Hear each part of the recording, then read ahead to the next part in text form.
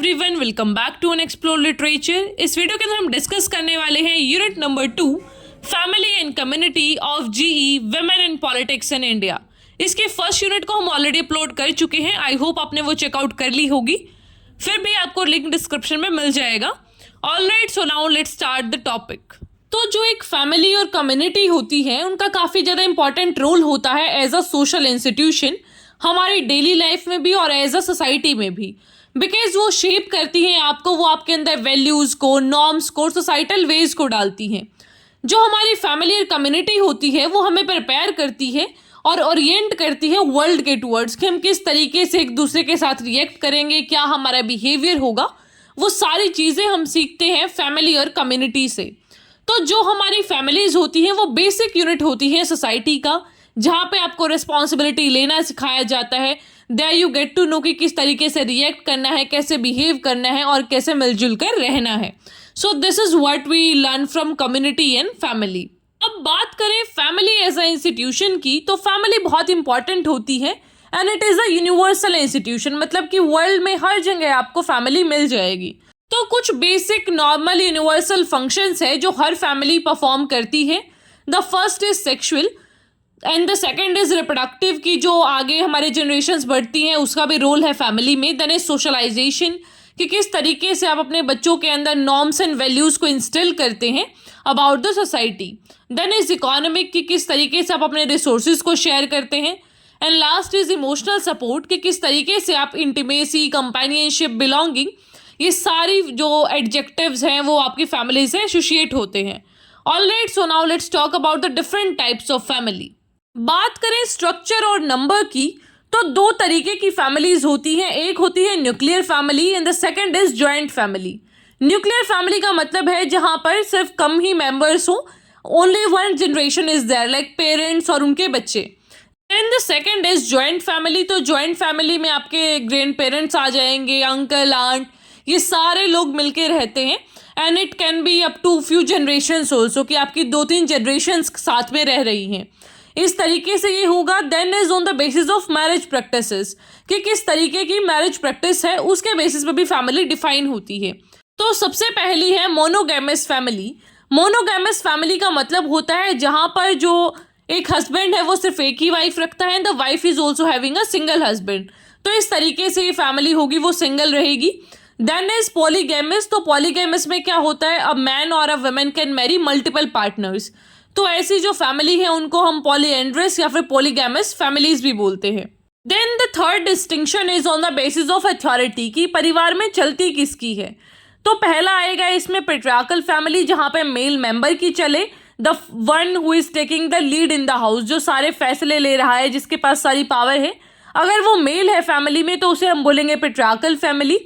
In case वो एक female है तो उसे हम बोलेंगे matriarchal family. Then the last one is on the basis of residence, कि किस तरीके से आप रह रहे हैं। Then the first is patrilocal family. इसमें क्या होता है कि जो वाइफ है वो हस्बैंड के घर पे आती है शादी के बाद। Then the second is matrilocal family. Matrilocal family में क्या होता है कि जो हस्बैंड है वो वाइफ के घर पे आएगा after the marriage. Then is neolocal family. Neolocal family में ये होता है कोई किसी के घर नहीं जाता, बल्कि they make their own house, वो अलग शहर में अपना नया घर बनाते हैं। तो this is the type of family जो कि रेजिडेंस के बेसिस पे है। एक और टाइप का डिस्टिंक्शन होता है, that is on the basis of blood relationships. तो इसमें सबसे पहला आएगा कॉन्जुगल फैमिलीज। तो ये आपकी होगी क्लोज, बिल्कुल blood relatives. Then the second is consanguineous families.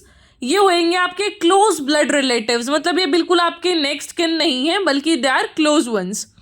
फिर एक पैटर्न होता है altered family patterns. Altered family pattern का मतलब है कि एक ऐसे परिवार का पैटर्न बन जाना जो कि सर्कमस्टेंसेस से बन रहा है। मतलब कि या तो आपके पार्टनर की डेथ हो गई और यू आर इनफर्टाइल, इस तरीके से फिर आप किसी बच्चे को अडॉप्ट कर सकते हैं या फिर आप किसी और से शादी कर सकते हैं।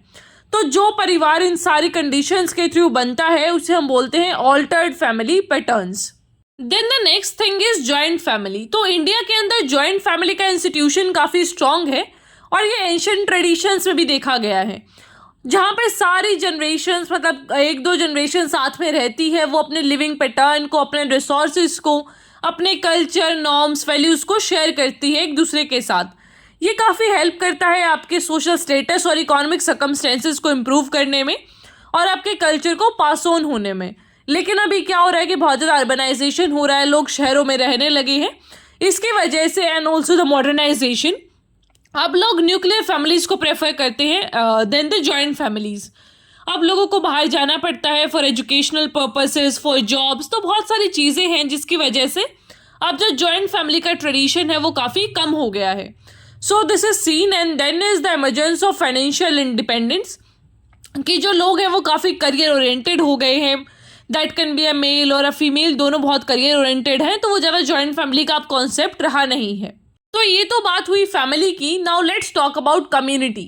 कम्युनिटी का मतलब होता है मेंबर्स ऑफ एनी ग्रुप, छोटा या फिर बड़ा, जो साथ में रहते हों, उनके बेसिक कंडीशंस हो, कॉमन लाइफ हो, तो उन सारे जो लोग हैं उनके ग्रुप को हम बोलेंगे कम्युनिटी।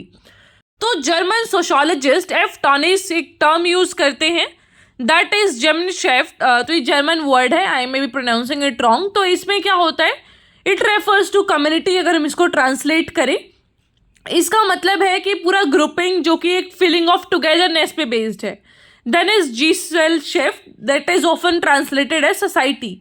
मतलब कि कुछ लोग साथ में रह रहे हैं और सस्टेन्ड है एक इंस्ट्रूमेंटल गोल से। तो बेसिकली वो अपने जर्मन के दो टर्म्स बताते हैं कि किस तरीके से जो सोसाइटी है, कम्युनिटी है, वो एग्जिस्ट करती है और लोग एक दूसरे पे किस तरीके से डिपेंडेंट होते हैं और फीलिंग ऑफ टुगेदरनेस होता है इन ग्रुपिंग्स में।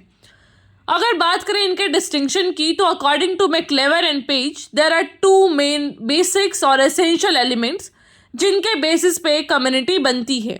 सबसे पहला है लोकेलिटी, कि आपका एक एरिया डिफाइंड होता है कि भाई ये लोग इस एरिया में रहते हैं। आपका सोशल कॉन्टैक्ट, सेफ्टी, सिक्योरिटी, उसमें बेसिक जो है वो नॉर्म रहेगा। Second thing is community sentiment, कि आपके अंदर एक वो टुगेदरनेस की भावना आनी चाहिए, वी का फीलिंग आना चाहिए, तभी आप एक कम्युनिटी के मेंबर माने जाएंगे। अब बात करें टाइप्स ऑफ कम्युनिटी की, तो ये 3 तरीके की होती हैं। सबसे पहली है विलेज कम्युनिटी। विलेज कम्युनिटी का आपको पता ही होगा कि एक ज्योग्राफिकल एरिया जहाँ पे लोग रहते हैं, उनका एक सोशल इंटरेक्शन होता है और एग्रीकल्चर को बेसिकली एक कॉमन का ऑक्यूपेशन यहाँ पे देखा गया है।